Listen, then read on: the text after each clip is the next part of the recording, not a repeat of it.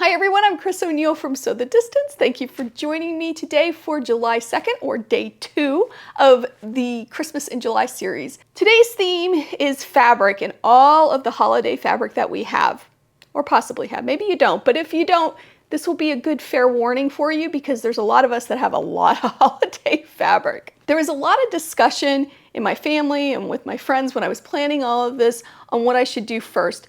Many people thought that I should be doing a list or coming up with a way to help you figure out what you're going to be making for the holiday season before I do this step of gathering fabric. And the reason I did is because we're starting to see sales in Christmas in July, like all the companies, fabric shops, everything seems to have some sort of sale going on and promotion going on during this time. One of the reasons is that all the new Christmas fabric and holiday fabric is coming out right now. Because of that, I wanted to make sure we knew what we have before we go and spend money necessarily, maybe use our scraps and everything we have already in our stash first. That way we get an idea of what we have.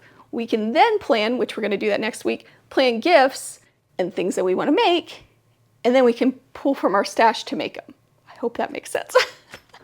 That's how my brain works, at least. Hopefully it does for you too, because that's what we're going to do today. So the supplies that you'll need for this process is an area or a container or several containers, depending on how much you have, where you can keep all of your holiday fabric together. For me, I have shelves in my sewing room and I have things organized, but I had my Christmas fabric lower on the shelves, so I decided to move them up so they're at eye level. That's going to help me be reminded that I have what I have. I also have these bins that I keep my scraps in. And by the way, I do have a video on this, and anytime I have a video, I'll put the video up here. I don't want to keep advertising my videos necessarily. I want this to be about this month, but I also want you to know that I have a video on how I did things. And I'll put it in the description, I'll put it on the blog, but I just want to keep it about Christmas in July too.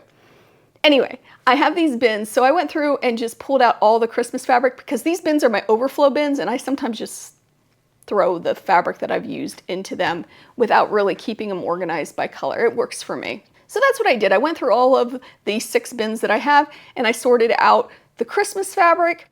I also pulled out the reds and greens and put them in a separate bin too, so I could make sure I had them all together. For me, red and green, traditional colors, is where I like to play. But for you, it might be pinks or blacks or more modern Christmas. There's so many different colorways out there, but for me, I'm more eclectic. I have a bunch of different ones, but usually they land on the red and green side. Now black is one of those that I'm starting to embrace because it really does give a pop. And you're seeing a lot of our fabric lines have some sort of black in them too, but that's controversial. Some of you want to do that, some of you don't, and that's fine too. Another thing I did was kind of get my neutral scraps together because those are going to make great backgrounds regardless. So for me, it was getting the holiday fabric, getting reds and greens together, and knowing what I had. That way, if I see something on sale, I can look right away and see if I have something like that, and if I don't, maybe I can buy it. Another thing I have are these bags, and there's one that I have Christmas and holiday fabric here, and then I also have my reds and my greens too out, so I know where they are. I thought about going through these and picking out the ones that I wanted to make sure that I had the reds and greens together. For example, let's look at this one. Oh, there's some oranges in here. These aren't reds and greens, so I must have put them in there by mistake. But you can see, like, I probably wouldn't use this green for Christmas. I may use that. This one probably. So I thought about going through that too. Maybe I will do that to get prepared. This definitely would make a really pretty green for Christmas. So you can do that too. Go through your scraps. The other thing that you'll need for this whole month, or I highly recommend, is a container that you can keep scraps in as we make projects, because we are going to be making projects. I pulled this out of my Christmas stuff. Isn't it cute? I originally started with this little guy, but I'd already filled it with some of the stuff that I was using to get ready for this Christmas in July event. So I suggest a bigger one, and just keep this on your shelf or wherever in your room so you can throw your scraps in it. At the end of the month, I do have a project we're going to use with the small scraps. Now, what's a small scrap? For me, a small scrap is anything less than 3.5 inches. The reason, and this is the teaser for tomorrow, we're going to be making a scrap quilt all month long, and it's going to be using 3.5 inch squares. So I'll talk more about that tomorrow. The other thing to keep in mind is I have a project coming up that's an I Spy Christmas project. So if you have any motifs that you'd want to use in that, something fun, you might want to keep those fabrics too. Lastly, donation.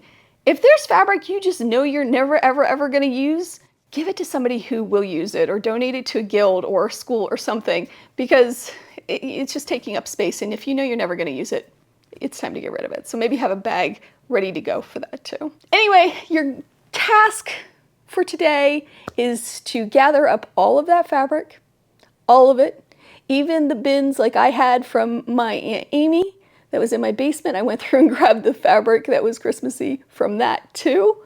I got it all together, ready to go. Now, because I'm doing this series, I also have a shelf, which you can see here, that has a bunch of Christmas fabric too. Oh, pre-cuts. Gather them up too. We need to keep those pre-cuts too, right? Make sure we know exactly what we have. I hope this helps you. I can't wait for tomorrow when I show you exactly what we're going to make. It's such a fun project. Can't wait. And I hope you have a wonderful day, and I hope you take some time to sew. I'll see you soon. Bye.